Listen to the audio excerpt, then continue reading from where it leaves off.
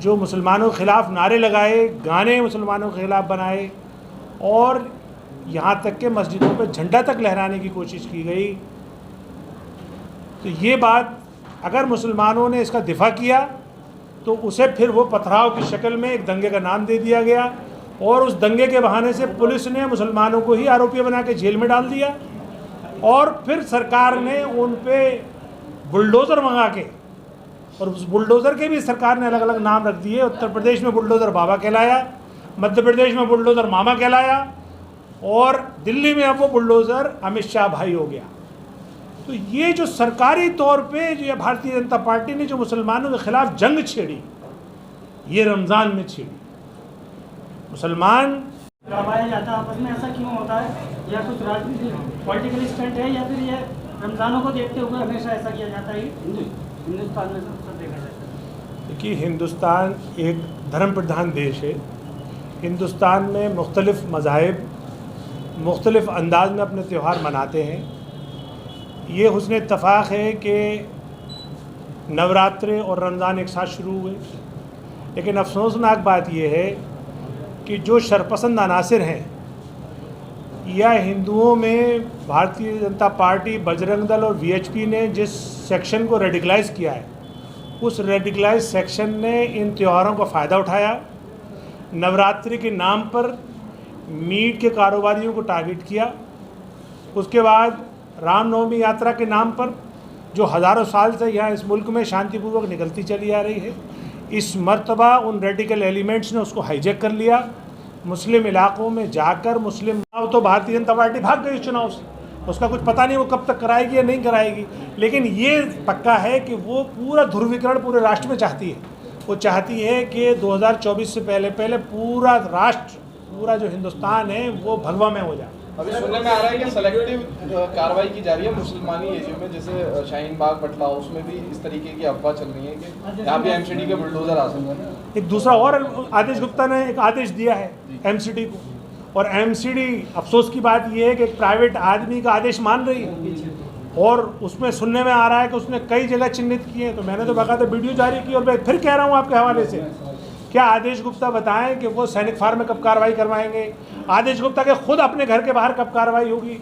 Bhagirath palace, चावड़ी बाज़ार, करोल बाग और जो पॉश इलाके हैं दिल्ली के, सब जगह अतिक्रमण है, उनके खिलाफ कब कार्रवाई होगी? सर, आप दिल्ली AIM के प्रेसिडेंट हैं, आप अपनी पार्टी के द्वारा और अपने द्वारा देश को और दिल्ली को क्या संदेश देना चाहेंगे? देखिए, मैं ये अपील करना चाहूँगा, मुअद्दबाना दरख्वास्त करना चाहूँगा कि ये बहुत प्यारा मुल्क है।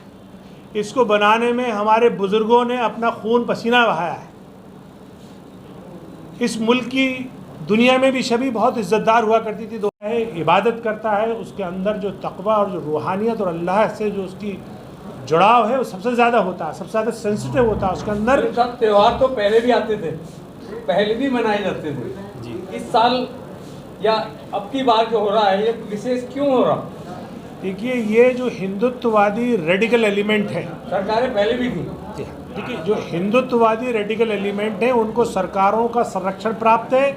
उन्होंने उनको खुली छूट दे दी है कि सारे तुम कानून अपने हाथ में ले लो। सरकार की सारी संस्थाएं, चाहे वो व्यवस्थापिका हो, विधायिका हो और अब तो कहीं कहीं न्यायपालिका भी, यानी सुप्रीम कोर्ट के आदेश के बावजूद भी एमसीडी के बुलडोज़र तुड़ाई करते रहे, मुसलमानों पर जुल्म ढाते रहे, तब भी नहीं रुके। तो यहाँ इससे ये साबित होता है कि सारी संस्थाओं का भगवाकरण हो चुका है। सारी संस्थाएं मिलके मुसलमानों के ख़िलाफ़ हैं, मुसलमानों को तकलीफ़ पहुँचाना चाहती हैं। लेकिन ऐसे दौर में मेरी मुसलमानों से ये अपील है, मेरे कायद बैरिस्टर असदुद्दीन ओवैसी साहब की भी ये अपील है कि डरने और घबराने की ज़रूरत नहीं है। ये मुल्क हमारा है, आईन मौजूद है, अभी जमहूरियत ज़िंदा है। ऐसे में हौसले और हिम्मत से काम करने की ज़रूरत है। सिर्फ ये है कि अब आपको जमहूरी निज़ाम में जमहूरी एक ताकत बनना है, सियासी ताकत बनना है। सियासी ताकत बनने के लिए आपको सियासी तौर पे मुत्तहद होना पड़ेगा। सियासी तौर पे मुत्तहद होने का मतलब ये है कि अपने परचम, अपनी क़यादत के नीचे आपको आना पड़ेगा।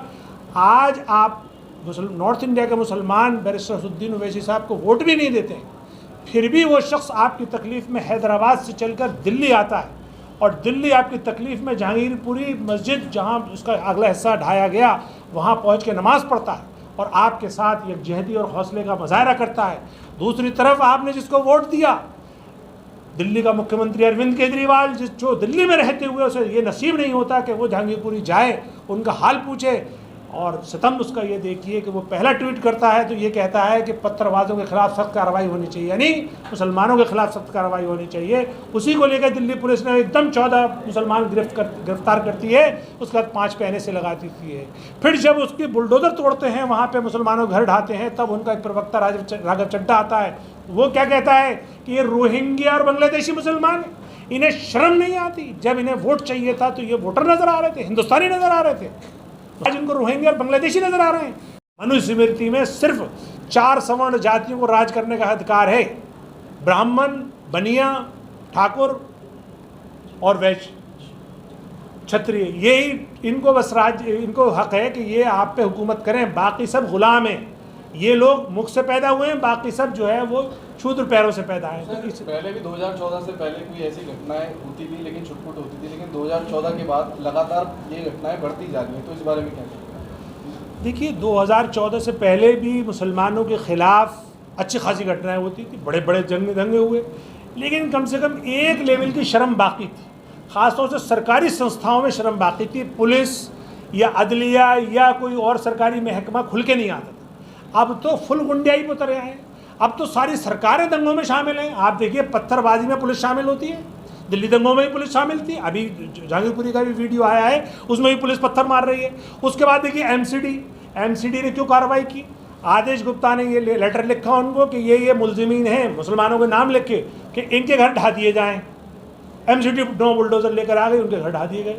तो ये जो जब सरकारी संस्थाएँ मिल जाएँ तो समझ लीजिए कि सरकार शामिल है इन सब दंगों में। और जो जो दुनिया के जो जेनोसाइड एक्सपर्ट हैं, जो नरसंहार एक्सपर्ट हैं, एक ग्रेगरी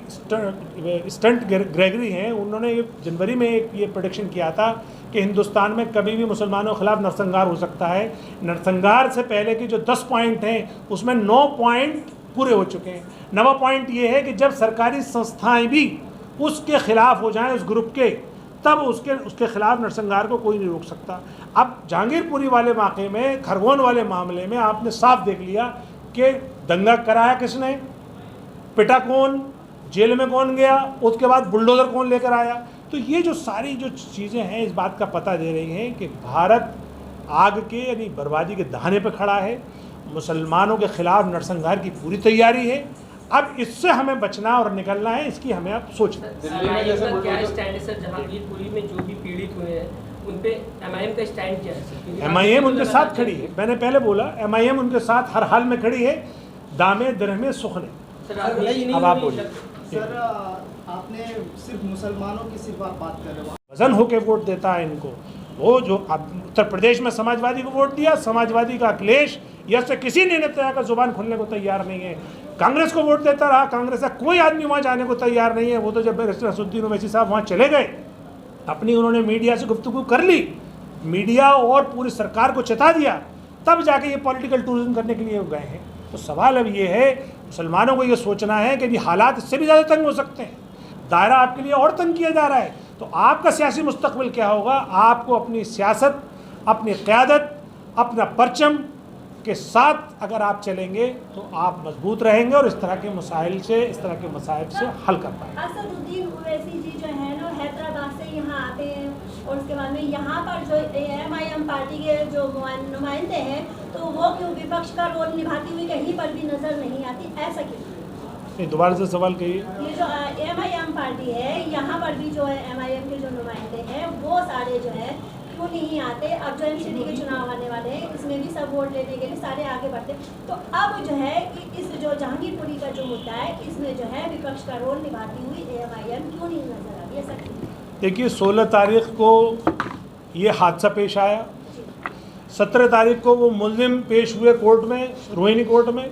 तो उनके साथ हमारा AMIM का जो लीगल सेल का कन्वीनर है एडवोकेट रुखसार अहमद, वो पेश हुए। 29 तारीख को मैं पूरे वफद के साथ उनके सब फैमिली वालों से मिलकर आया और मैंने उनसे पूछा कि आपको किस चीज़ की ज़रूरत है, उनका हाल जाना।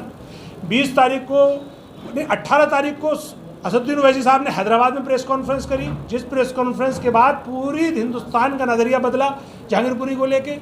20 तारीख को वो खुद आए, मैं और बैरिस्टर साहब उस इलाके में गए, हमने वहाँ नमाज़ पढ़ी, वहाँ मुतासरीन से मिले, उनकी फैमिली से मिले।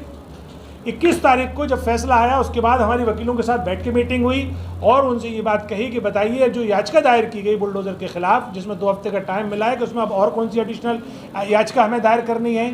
तो सवाल ये है कि AIMIM हर हाल में दिल्ली के मुसलमानों के साथ, गरीबों के साथ खड़ी है, न सिर्फ लीगली खड़ी है या मोरली खड़ी है, वो सोशली भी खड़ी है, पॉलिटिकली भी खड़ी है, और जब भी जैसी ज़रूरत पड़ेगी तो MIM उसके साथ खड़ी रहेगी। MIM चूँकि अभी 5000 कैडर है उसका दिल्ली में, अभी कैडर बढ़ रहा है।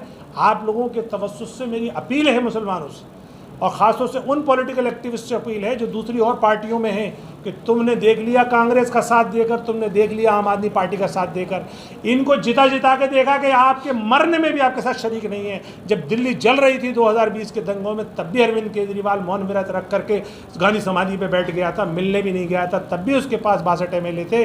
आज भी 62 MLA हैं, उसे ये नसीब नहीं हुए, 5 मुस्लिम MLA को ये नसीब नहीं हुआ कि वो जहांगीरपुरी चले जाते। क्यों नहीं गए? चूँकि आका का, अरविंद केजरीवाल का हुक्म नहीं है तो तुम मुसलमानों के मसाइल पे बोलते हो मत नज़र आ जाना। और तो अब यहाँ से हमें ये सबक लेना उन पॉलिटिकल एक्टिविस्ट को कि देखो, जितनी जल्दी हो सके अपनी क़यादत डेवलप कर लो। MIM आपके दर पे है। MIM नाम से मजबूत नहीं होगी, अकेले बैरिस्टर असदुद्दीन ओवैसी साहब से मजबूत नहीं होगी, ये मजबूत होगी आप लोगों से। जब आप लोग सपोर्ट करोगे, आप लोग इसको अपनाओगे, आप लोग इसका हिस्सा बनोगे, आप लोग अपने इलाकों में, मोहल्लों में इसकी शाखाएं, इसकी मेंबरशिप बढ़ाओगे, तब ये बढ़ेगी। क्योंकि हालात तो बद से बदतर होने वाले हैं। लड़ने का तरीका जमहूरियत में यही है। जिस तरीके से आपने अभी कहा 2020 दिल्ली दंगों के बारे में, उसी तरह 2022 जहांगीरपुरी दंगे हुए, इसमें वहाँ के लोग जो हिंदू मुस्लिम हैं वो सब एक साथ मिलकर, अक्सर ये वीडियोज़ आ रही हैं कि हम दोनों साथ मिलकर रहते हैं, हिंदू मुस्लिम सब।